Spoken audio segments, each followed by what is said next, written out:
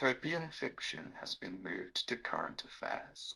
Hello and welcome to Dystopian Fiction Has Been Moved to Current Affairs. You are joined by your co-hosts Masha and Clare, and today is our 20th episode. Woo, and Whoa, also whoa, whoa, whoa. We are doing the Joker, the 2019 version, because I felt like. Oh, there's lots of Jokers. Yeah. So, Claire, would you like to give us a summary of the plot? Okay, right. Yes. So this is as I said, the 2019 film Joker, with Joaquin Phoenix being really amazing, actually, I think, as a performance playing this. And it's obviously based in the sort of Batman world, the world of Gotham, and it's set out as being an origin story for Batman's nemesis, the Joker. But it's also really not that kind of film. It's a film that tells us about how this young man with a neurological illness and mental health issues in a broken social system, probably, allegedly, we'll talk about how reliable he is as a narrator, but from his first person perspective, becomes a psychopathic killer. And the route that he takes to get there, including these sort of unknowns about his own past, the loss of his mother and his inability to form relationships, his loss of his job as a clown, and then his development into the persona that later becomes Joker. Yeah, I mean, I think this is a really amazing film, even though it has clowns, one of the single most terrifying things ever, in it. And I really enjoyed it when I saw it at the cinema. Saw it at the cinema with a load of teenage boys, and I was working in a boarding school. I remember you telling me this, actually. Yeah, because I had a similar experience going to see it with all of my family members and my sister's boyfriend at the time. And I think I was, what, 13, 14. I was just sat at the cinema. All of them kept in turn turning around to me thinking, like, are you okay? You know, is this all right? Like, you're not frightened or Whereas anything. I was perfectly clear that all of them were probably playing, ultra violent first person shooter games and, digging around on the dark web, and probably I need to worry about their exposure to watching the film. But it didn't lead necessarily to the most conducive of in-depth discussions subsequently, so it's nice to return to the film now to talk about it. But I think it sort of fits with the sort of history narrative of Batman and Bruce Wayne, insofar as it's set in 1981, and Bruce appears as this small boy, and so it sort of works with the sort of timings of the Dark Knight trilogy. His parents and stuff, yeah. So so you see, I think I probably saw the Dark Knight trilogy when I was really, really, really young. And I need to rewatch those films because I personally don't have like a proper recollection of them. Yeah, see, my Batman knowledge is all a bit sort of all over the place. I have seen the most recent ones. I've seen the Dark Knight ones. Yeah, because everyone talks about the Heath Ledger performances. Yeah, exactly. And I haven't. Again, this is something that I maybe should have watched for the podcast, but there's not a comparison I could draw on because I just haven't. In some ways, I think it's kind of good not to, because I mean, I was saying when we were like trailing this episode last time, that in a way I think if we start treating Joker as part of that kind of Batman franchise, then you start thinking of it in terms of the sort of hero villain thing and the mythology and so on. Sort of like whereas superhero universe. It's absolutely cartoonish. Yeah, exactly. And this is very much sort of in gritty sort of social realism in its style, to the extent that one of the articles that I read in preparation for this was saying, is this Joker, is Arthur, is he even that Joker? Is he the one who is Batman's nemesis, or is this just a severely ill man and his fantasies? So, it can stand really in isolation from that. And I think it's a lot more serious than perhaps some of those other films are. I mean, we were talking about the setting a little bit before. Had you clocked that it was 1981? No, I don't. Maybe I missed a title card at the beginning. No, And it also, doesn't again, say. It doesn't say. And I was thinking yeah. that obviously, like, I mean, I wasn't born in 1981 either. You definitely were not born in 1981. So there was this famous garbage strike in 1981, and that there's a garbage strike going on in Joker. I think that was 17 days, and the Joker one is like on its 18th day or something. And there's a bunch of films on at the cinema which are actual films from 1981. So they give a lot of clues that mostly bypassed me. Okay, yeah. Not but you get context it. that You I get picked the. up on. I Yeah. guess you get the vibe from like the technology and things like that. Yeah, It's yeah. 80s. Those 80s, yeah. And it reminded me of like the sort of aesthetic of things like American Psycho and so on, which it's got sort of some Also, haven't seen overlaps. that. I've been wanting to There read you the book. go. It's one of those ones It's where one I'm of like, I'm those. gonna read the book first. It's on our list. Yeah, it's on our list. So it's. I think it's. Yeah, there's sort of real a lot of overlap in terms of people. that. In terms of like what other films people comparing it to, like of course American Psycho, but also Taxi Driver, which I also haven't seen. I'm gonna get around to it. I know it's one of those like pop culture films that once you watch it, it's gonna unlock some little secret code in my brain where I'm gonna understand all the references all of a sudden and pick up on all the little like sort of. I think there's some definite sort of deliberate references to Taxi Driver, and also clearly I haven't done my research for this episode. No, but I haven't rewatched it for this, and it's ages since I saw it. But I guess one of the things that it feels that it's doing and is to create this kind of web of subtle yet conspicuous sort of influences that on the one hand sort of set it up in this highly postmodern world in which it's kind of created, but also adds to the way in which it adds the unreliable narrator stuff. Because if like Joker is Arthur, as you should probably call him, is living in this world where he doesn't necessarily distinguish fantasy from reality, how much is he influenced by the stuff that the character has consumed? So which films he's seen and things like that. So when he does gestures that are like the gun shooting finger gesture as a Taxi Driver reference, is that because he believes himself to be this character of significance like in a film? So I think that it's clever from that perspective. So on the one hand, it's sort of like it's 1981. It was like New York. Well, it's Gotham, but it's like like New York alternate reality. alternate reality. What did you think of the kind of like whole aesthetic of it? We were talking about this a little bit before. Yeah, I mean, I thought it was great. Again, it was kind of going back to the fact that we didn't feel like it was really connected to the same sort of superhero universe as like the DC with the Batman, Joker, whatever. Because it was just so grotty. And in some ways, I think the difference was that it felt sort of grounded in reality, but in an artistic sort of way. There weren't any people like going around in super fast cars, shooting guns, and throwing ninja stars or whatever. Exactly. I don't know what Batman does, but it sounds like what he does. I mean Batman is Gotham has for a long time been like this sort of sordid underworld of where criminals have power and the corruption of the elites and things like that. But I guess that with Joker we see those elites very much from the perspective of the have-nots, as it were. And any kind of feeling of positivity around Thomas Wayne is eliminated. And I suppose the great kind of question with Batman, which is always, for me at least, is he really benefiting the city of Gotham most by racing around in his terribly fancy tech as a vigilante when really with the potential power that he has as a sort of leading financial stakeholder in the city, could he not be doing more things to undermine corruption and lift people? Or running for political office and things like that.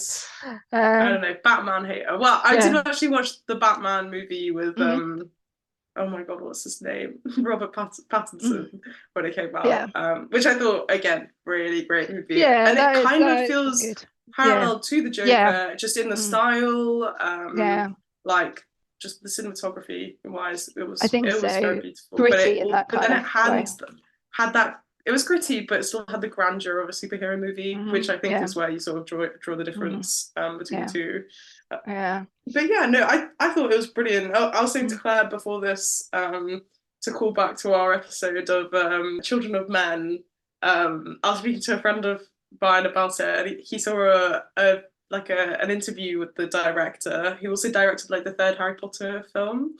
But yeah, he was talking about how, like, you know, how do you make Britain look so dystopian, like, you know, post-apocalyptic Britain, whatever. And he just said, the guy's from Mexico, he goes, you just make it look like Mexico. He was like, put some rubbish over there, chuck like a couple of crashed cars in there, whatever, you know, and then you put like one of those like grey out like filters over the top, and he's like, there you go, dystopian Britain. I thought it was so funny. And you know, probably like, I don't know, maybe Jacob took some inspiration from Children of Men or something, like from lots of different places, but it's definitely got that feel of sort of, I guess any I mean, really, I suppose, like, and I've not been to New York, but like when you start looking at sort of the difference between kind of the poorest and the times at which, you know, the homeless have, you know, been really abundant, and the different things that have been done to sort of move them on and things like that, you know, those kinds of narratives, it felt like it was that sort of world. But that sort of leads us a little bit into the kind of ways in which it parallels, well, both 2019 and also 2024, because this idea of the sort of huge disparity in wealth is, I think, a really big theme of the film, but also obviously an ever-present problem in terms of the world. And I was looking at the sort of the numbers on this, and I'll put a link in the show notes, but looking at the sort of wealth inequality and things like that, and the way in which, you know, we know obviously about kind of like the top 0.01% of the people in the world own 11% of the global wealth. That was in 2021, and it's trending upwards from there. So, you know, these they're huge, not just in terms of income, but in terms of the way in which wealth is concentrated in the hands of a few. Divided, is obviously, you know, kind of like microcosmed in the film. But also, particularly, I thought one of the things that feels really current about it is the way in which the narrative of how you get yourself out of poverty, or how you know, become successful, is very much this idea of like, well, you know, you've just got to put your back into it, work hard, and then you'll be up, exactly. This is something like I was reading about as well, as like I think, you know, there's a lot of like non-scientific based sort of self-help guidance out there. It's just like, stop victimizing yourself, pull your bootstraps up, like get on with it, fix your life. I'm not going to tell you how to do it. Like, stop, victimizing yourself, whatever. And, you know, and I think this is interesting because some people on the internet are sort of saying how like Joker doesn't necessarily do that. There's like one mention of it with Murray on the show at the end, where he's like, "Oh, it sounds so self-pitying," and obviously he gets shot in the face. In some forms, a bit cathartic. Like, I think the film is sending a sort of clear message that, like, Arthur is a very vulnerable, mentally ill, you know, person in poverty, who's like, society basically fails him.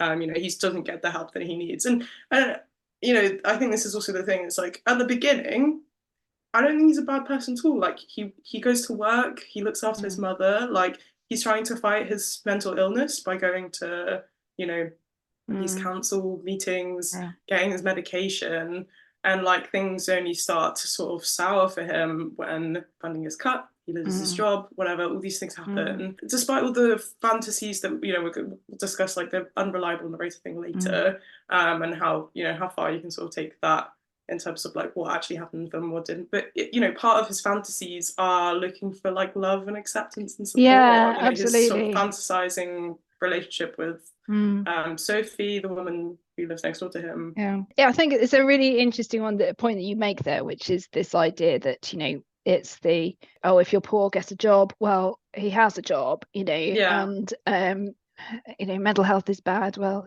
go for a walk and do some yoga and it'll be fine. These kinds of things, as you say, he's doing the things that he should. Go get help. He's on his way, like he's trying. Exactly. And I think that this really fits with again, this kind of, well, it's a feature of neoliberalism, and that's why I thought it was really interesting it was set in 1981, because Reagan is the first really neoliberal president. But I mentioned in the last episode this fantastic book that called The Invisible Doctrine by George Monbiot and Peter Hutchison, and one of the first things they say about kind of like neoliberal claims is this idea that everybody in kind of Western capitalist society have kind of like internalized this idea around kind of what he calls neoliberalism's creeds. The rich have allowed themselves to believe they've secured their wealth through their own enterprise and virtue, conveniently overlooking the advantages of birth, education, inheritance, race, and class. The poor likewise have internalized this doctrine and begun to blame themselves for their situation. They become defined from within as well as without as losers. And I was thinking about this with Arthur's character. He does have this idea that he can become a comedian and become a success and become like Murray Franklin, his hero, and so on, in a way that sort of says, he believes this idea that, he just needs to kind of like sort of pull himself together and step into these shoes. And Murray too at various points has this narrative of, I was really poor and things like that, but I pulled myself out of the gutter. And with Thomas Wayne, I think he makes get these clips of him in his mayoral campaign sort of saying that this is all about envy of people who are less fortunate, and he calls it sort of, until those kinds of people change for the better, those of us who've made a good life for ourselves will always look at those who haven't as nothing but clowns. So a total idea that Thomas Wayne is who he is simply because he's done something that other people haven't done, which is of course the sort of thing that Trump says about himself, and yet he's from inherited wealth and so on, so white and he's male and these sorts of things, and from like Americans also. Exactly. I mean, and I suppose there's something quite interesting about Arthur's situation, because I was thinking about this, when we talk about othering, we don't always talk about sort of white men. And this is, I think, a really interesting example of somebody who's discriminated against because of their disability, but also, there is a class issue here, and there is a sort of, there are rampant issues among poor white men in parts of America and things like that. With especially with things like the opioid epidemic and things like that, there is a real case to be made here that there are lots of abandoned people who have been othered by society, who don't necessarily fit within the groups of kind of outsiders that we all normally consider. And I think that, well, it also kind of like relates to how after the film came out, the Joker became this sort of like symbol, martyr or whatever of like incels. I know people use on the internet, if you don't know, involuntary celibate, which is interesting, that these men who often kind of go down this like alt-right pipeline stuff, but a lot of that is due to feeling alienated from society, disenfranchised, and sort of that these feelings of rejection make them vulnerable to therefore become this very kind of like politically right-sided kind of mindset. This like group of people often feel like they're getting sort of beat down into the gutter, and therefore seeing the character of Joker take revenge on society for the way that they treat him speaks to these people so much. And again, because he's like white and Western, whatever, I think they see themselves in this character, but without the sort of intersectionality of being like, okay, this guy's also like disabled, incredibly mentally ill. I think that's a lot of people are. I don't know. I think that's a very interesting point, because I suppose I did think about that insofar as I think we can see the way in which society has let Arthur down, but we can also see the way in which his behaviours, not because he particularly seems to hate women, I think he always has a complicated relationship with women because of his mother. So, in that sense, there's crossovers with, I suppose, kind of the alleged incel experience. But, his behaviour is very unsettling towards women. I mean, he stalks Sophie. Obviously he fantasizes this whole relationship with her, And I don't think we really know what he actually does to her and her child, do we? I mean, it's whether it's one of his many violent acts or who believes it is. So there's something when Joker's held up as a sort of hero, anti-hero, those sorts of things. I think we have to sort of say, there's a commentary here on sort of what society has done to exacerbate his situation, but it doesn't necessarily exonerate him from the actions that he takes. No, yeah, absolutely. And certainly for me as a disabled person, looking at a film that, really confronts sort of the many complex factors in how disabled people are treated, you definitely don't want to go down, for me anyway, this what I was saying about this article in The Guardian, which I found really, really interesting. Again, I'll put a link into the show notes, but it was basically looking at this idea of the Joker as a classic of disability cinema, and the idea that the film takes the experience of the outsider and makes us root for them, and saying, that Arthur Fleck's violence isn't chaotic like the Heath Ledger Joker. It has angry purpose, and he unwittingly creates a vent for the dispossessed. I think the film will divide the disabled community, yes, but he's basically sort of saying, rather than depicting disabled people as pious martyrs, it's time the victims fought back. Does I should say, clarify, not by shooting people, but even so, I but it's an extreme sort of exactly, but I do find it hard. I just find it though sort of uncomfortable, because I think that I have empathy for Arthur, but it only goes so far. Yeah, I agree. I feel like the controversy sort of comes from the fact that he's portrayed as this empathetic character, but also like a psychotic killer. And but I don't know. Is it really bad to say that even before that I'm sort of uncomfortable? I mean, okay, so he's a clown, and I do have this clown issue, but also this is prejudice on your side, Clare. Yeah, it's definitely feeding in. Like, even if he takes his makeup off, I'm still like, but he's on that look. He's a character. He is, and it's awful because it's feeding, there is a prejudice on my part, because it's about the fact that he's a bit greasy, he looks kind of unhealthy, he clearly doesn't react well socially, but that's a sort of really neuronormative take on everything that I'm bringing to this. So but also the thing is like, I think you're not like individual and feeling this way. Like 90% of the population, probably more than that. It's just people don't admit it, and that's like, I think it's a reasonable thing to say. Look, like those things can be off-putting, and probably as the result, like causes the result of why these sorts of people are excluded from society. And this is also kind of going back to people who are homeless, often villainized just because of the way that they look, but also don't have the access to the like social care and the facilities that they need to, I don't know, look approachable, I guess. And there is this thing, isn't there, that I think this is really highlighted for us in this kind of like, when we think that he is in a relationship with Sophie, and we're all going, whoa, how did that happen? She's way out of his league or whatever. And then when it turns out it's just his fantasy, and that she's actually frightened of him, I then feel really bad for thinking that she couldn't have been with him and things like that, because it's turned him into kind of like that thing that she sees him as being. On the other hand, he does actually kill people, so maybe it's quite valid. Justified? We don't know. I guess she doesn't know that yet. No, it's true. No, true. I mean, it's curious to see. Like, obviously the sequel's coming out with Lady Gaga, and it looks like some sort of crazy fucked up rom-com, whatever, and a musical. I don't know what it's meant, because it's the same guy who played the original Jokers in the second one, right? Right? Am I made that up? You're probably right. I haven't seen. I know I'm so focused on Lady Gaga that I'm not really paid much attention to anything else. Like, I watched the trailer to it yesterday, and I was like, "This looks crazy." But I think it is the sequel to the 2019 movie, and it looks so. Like, I'm actually excited to see it, because I want to see where they take this. Maybe it'll actually be really good.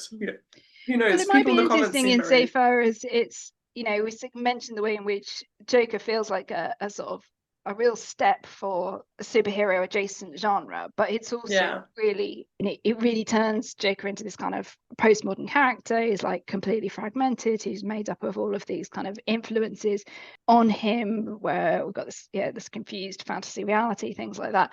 And there is an obvious way to take that kind of thing, which is basically to like go crazy over sort of genre bending and that sort of thing, because it brings all of those themes to their kind of ultimate extreme. So that could be quite fun to do.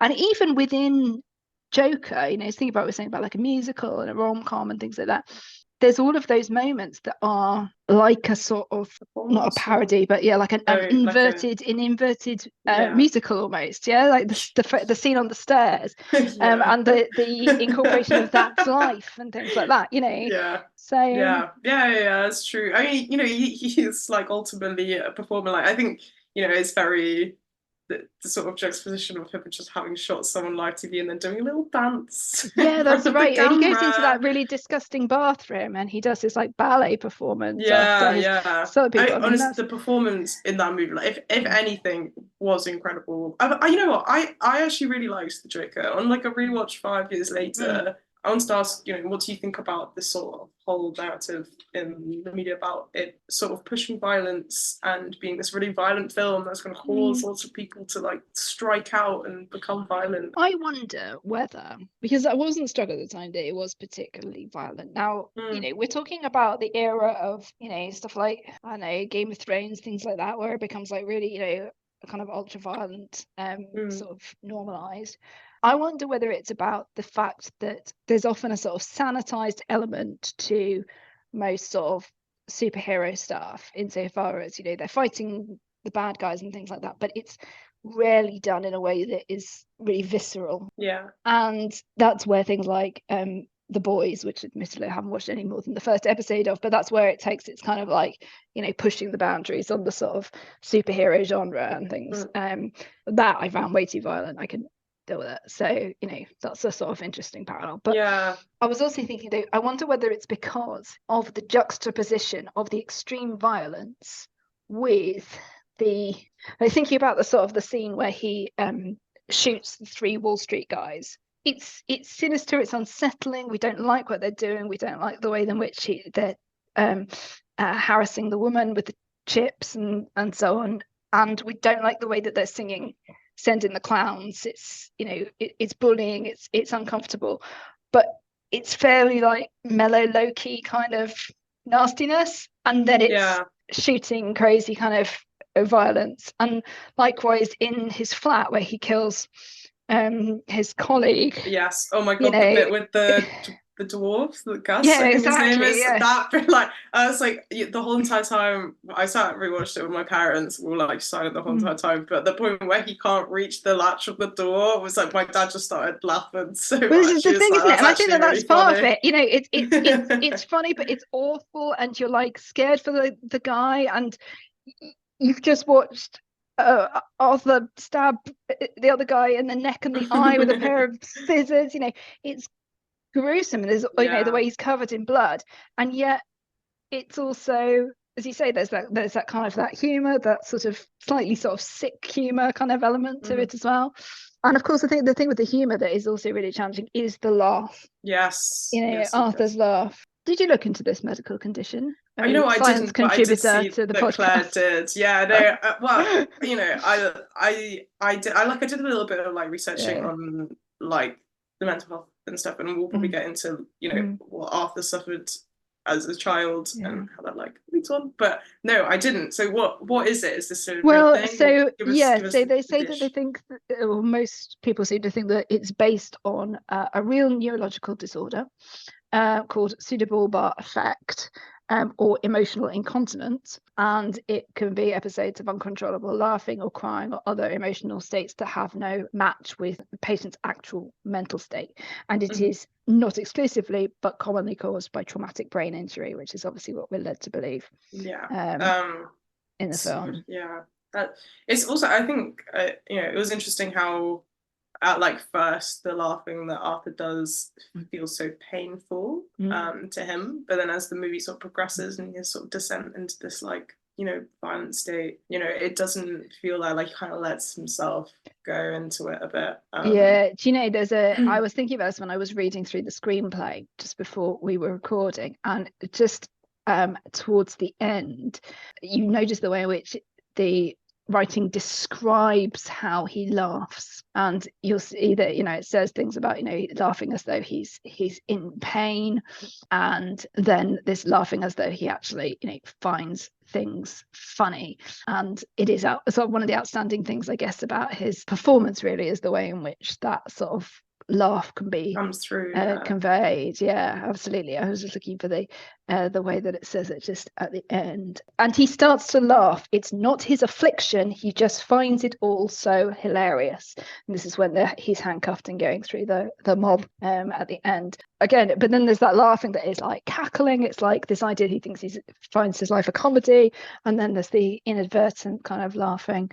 And the fact that he can't seem to distinguish kind of what other people find funny from what he finds funny as well, this sort of relative humour element of his jokes. Okay, so let's talk about his illness, his mental illness, and kind of like what we think about sort of the place of society in the cause for illness and mental illness, because I think he's suffering from more than one thing. I think he has this condition that seems to be caused by a neurological disorder, and he has, probably connected with that, other mental health issues that we don't ever hear a diagnosis for. But looking at the 7 different medications he's on, they're for various forms of mental illness. How do you feel about that kind of connection between the depiction of mental illness and the depiction of criminal behaviour? Well, I can see a lot of people also being sort of divided. Like, I probably need to do more research, but it's not something that I personally suffer with, so I feel like can I really necessarily speak? But I think there was something I read where this specific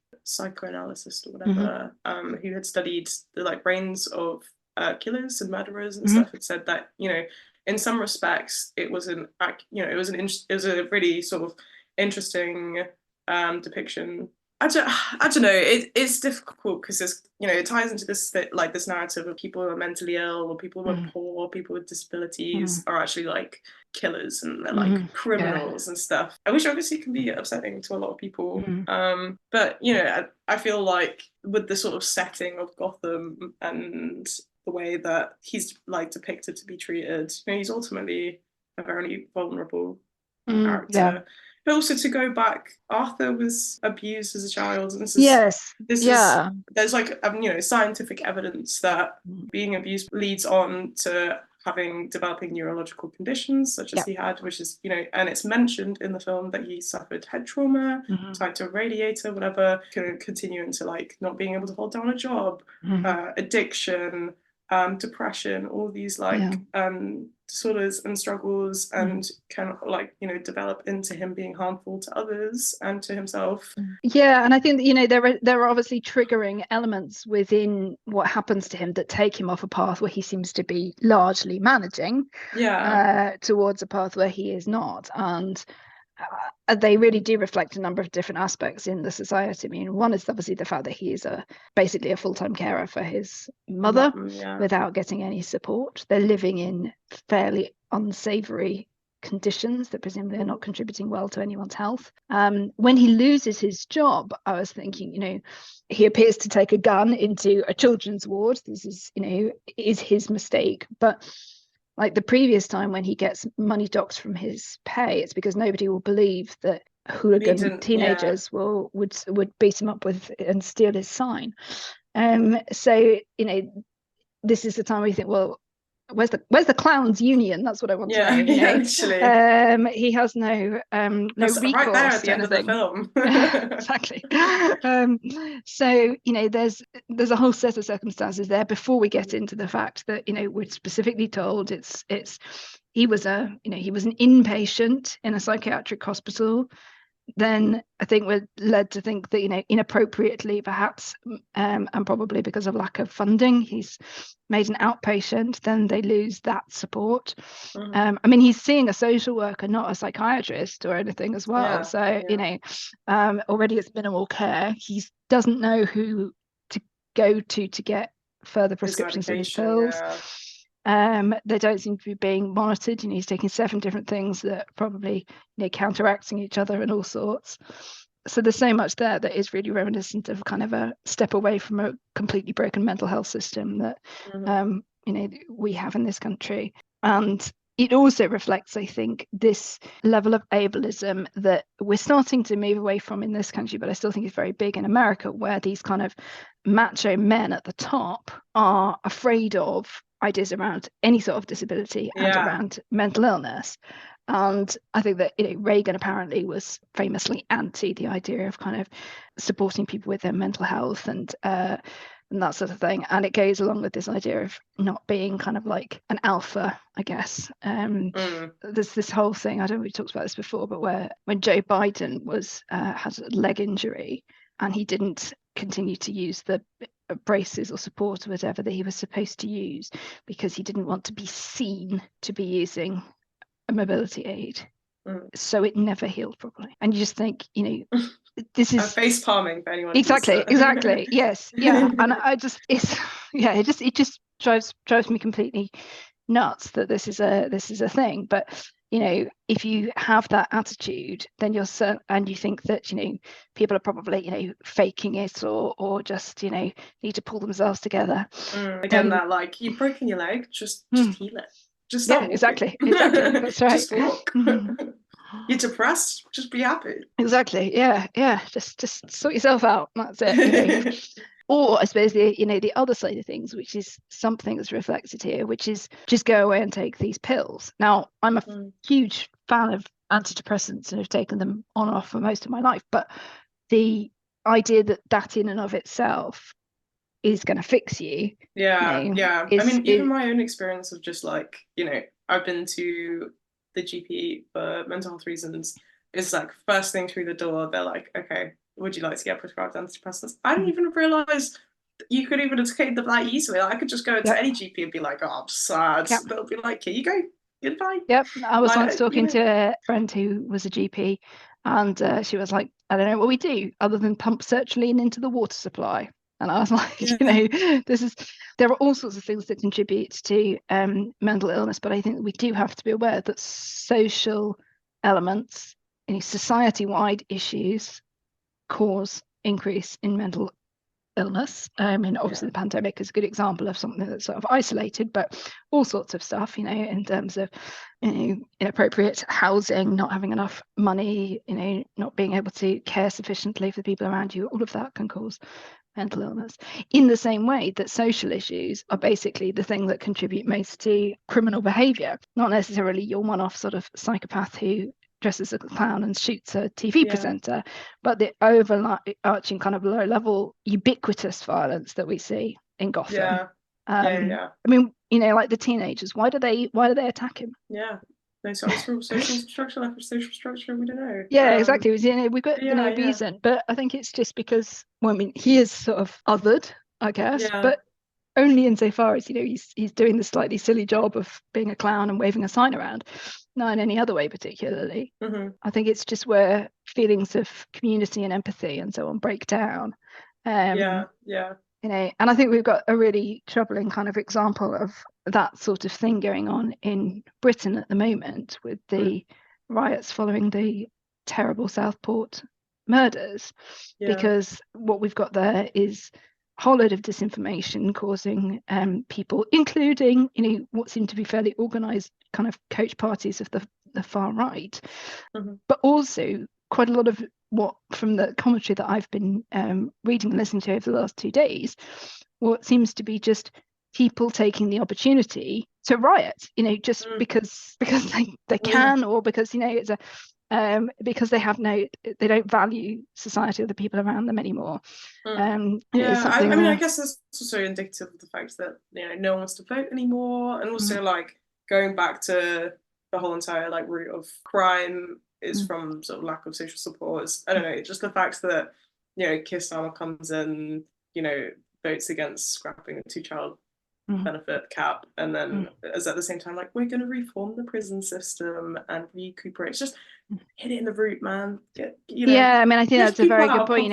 A lot of lift things are just lift people out of poverty. Absolutely right. And yeah, I think that's one of those things that I think most obviously could make a profound difference, and I think it will happen under this government. But you're right, I think that there's a real question about how long term is your plan. Can you try and root these things out by recognizing that children's life chances are affected irrevocably by the age of 5. So, what can we do for children younger than that? Yeah. In Arthur's case, not only does he seem to have been abused, but we also have these very complex questions about his mother's mental health, and who his father was, and whether or not he was adopted.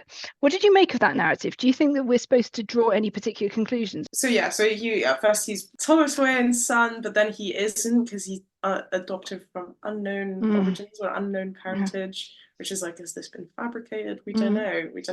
I feel like it could go either way. I don't know. We also don't see what his mother's like. We don't see her origins, like what's going on with her. We only see the flashbacks to when she was in Arkham Asylum herself. Like, also what happened between her being in the asylum and her working for Thomas Wayne. What abuse did she go through that caused her to be like that? I'm genuinely not sure, but I guess I don't know. I actually don't know what the law is behind like Joker's actual birth, right? Is he Thomas Wayne's son? I think that's a very interesting question. I don't think it's come up anywhere else, but there's quite a few aspects of the sort of mythology, like who kills Thomas Wayne and his wife, for example, and the reasons for that differ in different stories.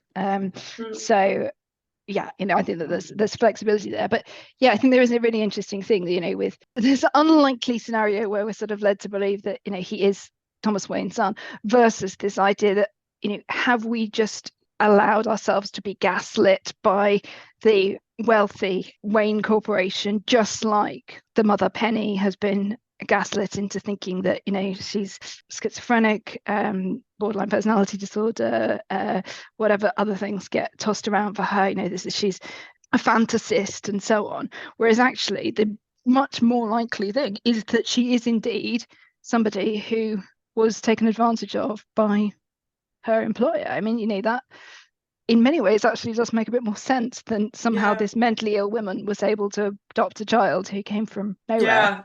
Yeah, that's so true. Yeah, I think it's also to point out like the differences. There's a point where Arthur says on the Murray show, and he goes, there's nothing you can do to me now.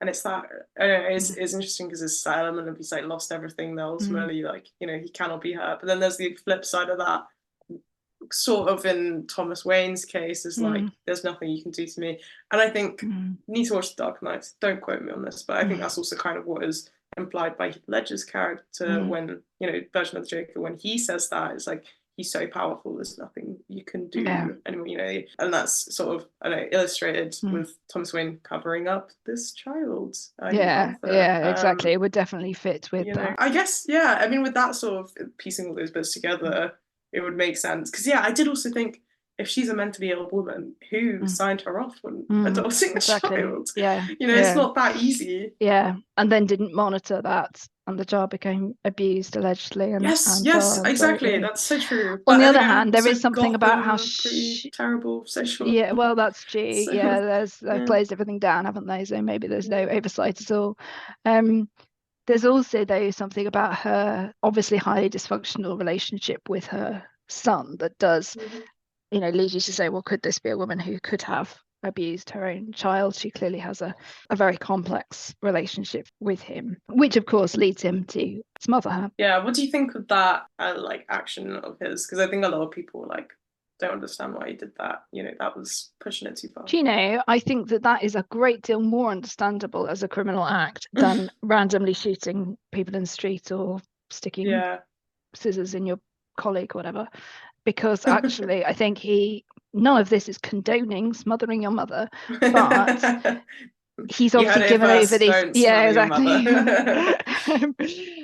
He's obviously reached this point where he's like, given over so much of his life to her, he's her, starting and to then, realize that she may have been in some way responsible for how he is his now, how he his is, condition, exactly. That she may have been party to abuse that's then affected him the rest of his life, and that she continues not to really believe in him. You know, she'll he'll say, you know, I want to be a comedian, and she says, you know, didn't you have to be funny to be a comedian? Oh God, and things. so heartbreaking. So as an action, feeling that he's been abandoned by this mother who isn't what he thought she was, and the sort of slightly less violent act, well, I mean, violent, but you know, it's different from sticking a pair of scissors in somebody, right? As a way of killing her. I thought it fitted with the narrative. I agree. So we finished off by talking about the sort of final part of the film, which is obviously the Murray Franklin show and everything that follows that. And there's something of like an arc of transformation with Arthur, right, to the point that he becomes Joker, kind of taking ownership of an insult and making it his name. Do we think that's a kind of like positive thing? I mean, it's almost quite sad that he's come to this moment where, you know, like I can't get people to see me the way that I want them to see me, that I'm going to take on the labels that they've given me and owning that. And in some way that's like empowering to him, but also like it's pretty sad, I'd say. I don't know. On the one hand, you know that everything he says, you know, it seems that he is completely aware that he has been invited onto the show to be a source of mockery, and then he's going to turn it into something else. But it's a real mix of sort of, you know, him achieving this dream that he's always had to go on the show, and like all the ways he like plays out how he's going to sit and how he's going to talk, and then also how he's going to shoot himself in the head. And it's like, you know, it's really kind of twisted from that perspective. But also it's like the scales have really dropped from his eyes with respect to kind of like how he viewed Murray at the beginning when he wanted him to be like a father figure. I feel really positive about that. Also, you know, his whole look feels like a kind of ownership of his own otherness in a way that is positive. And I think the whole look, and then it's sort of becoming this, you know, he's not a political character, but people then ascribe that look political meaning. It's interesting that because he continually says that he's not a political character, although it's one of those things where you're just like, no, like everything you do is politics, right? It's all politics. So, you know, he and even like the climax moment, you know, sort of the thesis statement is, you know, what do you get when you cross a mentally ill loner with a society that abandons him and treats him like trash? You know, like I don't know. It is. I mean, it is perfect, that moment. It's very good. I really like really it. Good. But I guess also, on the other hand, he says, you know, he's not a political character. I think part of that is upheld in the fact that he didn't kill the Wall Street bankers because they were rich. He says he killed them because they were awful people. And the same with his colleague. Like, he didn't kill Gus because, you know, he was like, you've always been nice to me. There is something very powerful, I think, about his speech on the Murray Franklin show, where he's just like, you know, if you ever actually leave this studio, everyone just yells and screams at each other. Nobody's civil anymore. Nobody thinks what it's like to be the other guy. You think men like Thomas Wayne ever think what it's like to be a guy like me?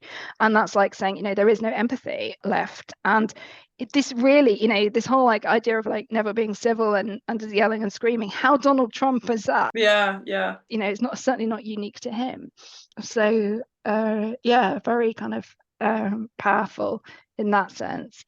And again, we get into this unreliable narrator stuff where we don't know whether, you know, when he ends up standing dancing on the cop car, or was it cop car? I can't remember after the accident, he sort of made it, but like into a sort of like reverse of his sort of, you know, goal, or has he? You know, is this just the kind of delusion taking over? I was thinking about this one because, of course, when we did Fight Club, we talked about the film exclusively, but the ending for the book, where he's wakes up in a mental hospital or whatever, and you've got this question about, you know, was it all a dream? Well, not quite that, but you know, this sort of like further. It takes another step in blurring those lines between reality and fantasy, and it's sort of the same thing going on here.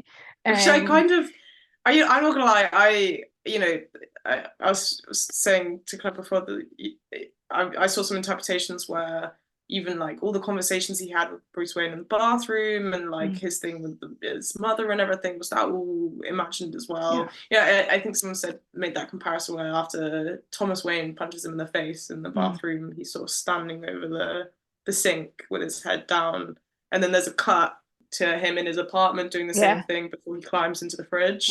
And it's kind of that, like, has he imagined it all in his mind, which I think is very clever. And again, it's that sort of, what do the cuts in the movie mean? Like, is it the switch from fantasy to reality? But I actually really hate that interpretation, because I know it's kind of, you know, elemental of the fact that, you know, he's mentally ill, you know, he has all these fantasies and things, but to say like none of the things that are shown on screen actually happened, I just feel like it's such a poor, I don't, none of us like ever wants none of us ever wants the kind of, and she woke up and it was all a dream. It just feels thing, lazy. You know? I don't know. It was done with like the Wizard of Oz. It could never be done again. That's it. That's the only thing that it's allowed for. I think that what's perhaps more effective with this is the fact that we never know. Like, well, again, and what we're led to believe, then we become unsure about. And I think that that's very clever. It's what's effective about it. Yeah, I agree. But yeah, a lot of people are like, I guess the sequel will tell us what's true and what's not. Hope it doesn't. I'm excited. I hope it's cheesy. Like, I want it to be Harley Quinn, Joker romance. They're like there for each other, just them against the world. I love that. I'm so here for it. I'm so here for Arthur finding someone. Yeah, good for him. And I'm a big Harley Quinn fan as well. I think I like the Harley Quinn movies. But we definitely could have done like full makeup option for this particular recording, except for the fact that it's about 2,000 degrees, and therefore all of just like, it would have all just sweated off into a sludge. So there you go. Have to get it's like where Arthur has the little tissues around his neck before going on that's what we're gonna have needed. Just like catch with the drip. Yeah. So you can have fancy dress when we are less hot. Cool. Okay, so I mean, overall, is there a message to the movie? Yeah, I'd say, you know, it's a sort of social commentary, sort of like a cautionary tale about an extreme version of what can happen when people who are vulnerable and require help and support. You know, what can happen when they don't have access to that, and also just like I think wealth disparity, you know. Yeah, exactly. You know, and I think this idea, you know, that's that is the final message from this. Yeah, no, absolutely. Well, I'm really glad I rewatched it. Me too. I do think that, you know, and I think it's got a lot of things. I think a lot of people sort of shit on it for being like, I would say movie, like. Yeah, I don't think it's become as iconic as I thought it was going to in 2019. But actually, I do think that I would say it's up there with one of the great movies. I mean, it really is, especially in that kind of genre of like DC superheroes. Absolutely. Like I genuinely, I don't hear anyone talking about it anymore, which sucks, because I think it was a very powerful movie. And like having rewatched it now, I was saying this before we started recording the episode, just that difference of 5 years, like life experience, but the difference of 5 years made it different, I think, and a much more kind of, I feel like I approached it in a different sense this time. So well, I think it is one of those films, isn't it, where it can kind of like function on the sort of, it's just another kind of entertainment in the genre kind of thing, or it's sort of, you know, this is actually doing a whole lot more you know, heavy lifting than just that, and yet it is not straightforward. You know, it's not the sort of good guy bad guy simple narrative either, which is nice for us. Sure. So well, thank you very much. We are doing Last Light next, which is a very good short series, which is on a streaming service. I forget it. Again, it's from about the same sort of time. I think it's about 2019. But that will make a nice change. So we'll be back in 2 weeks' time with that. So this comes out on the 3rd, which means that the next episode will come out on, this comes out on the 4th. I don't even know what day it is anymore. This comes out on the 4th. Then the next episode will be out on the 18th. And look out for our Substack in between. Follow us on Instagram, unless you are Masha, who is given up social media. A detox. But those who are still succumbing to the horrors thereof, follow us at Dystopian Fiction Current Affairs. So we look forward to seeing you there. You can check out what we are doing in the upcoming episodes by following the links in the link tree on Instagram as well. If you enjoy what we do and you would like to donate to support us, we are very grateful to everybody who does that, and just a nice cup of something very cold would be very welcome. Good. All right. Thank you very much, Masha. Thank you, everyone, for listening. Thank you very much. And goodbye.